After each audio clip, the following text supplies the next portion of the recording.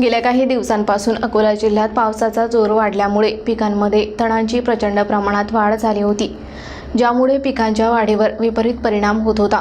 परंतु गेल्या 2 दिवसांपासून पावसाने विश्रांती घेतली आहे, त्यामुळे शेतीकामांना वेग आला आहे।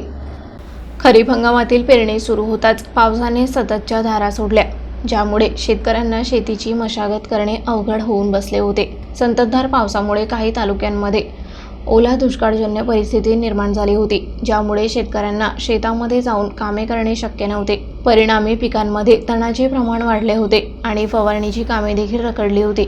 आता पावसाने उघडीप दिल्याने शेतकऱ्यांनी त्वरित शेतामध्ये काम सुरू केले आहे। मूग, कपाशी, सोयाबीन यासारख्या पिकांमध्ये डवरणी, फवारणी आणि निंदणीची लगबग सुरू आहे।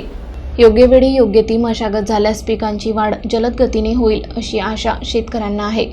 आगामी महिन्यात पुन्हा पावसाचा अंदाज वर्तवला जात आहे, त्यामुळे शेतकरी मिळालेल्या वेळेत आपल्या कामांना गती देत आहेत। पावसाने दिलेल्या या विश्रांतीचा फायदा घेऊन शेतकरी आपली शेती योग्य रीतीने सांभाळत आहेत, ज्यामुळे आगामी हंगामासाठी त्यांना अधिक चांगले उत्पन्न मिळण्याची अपेक्षा आहे।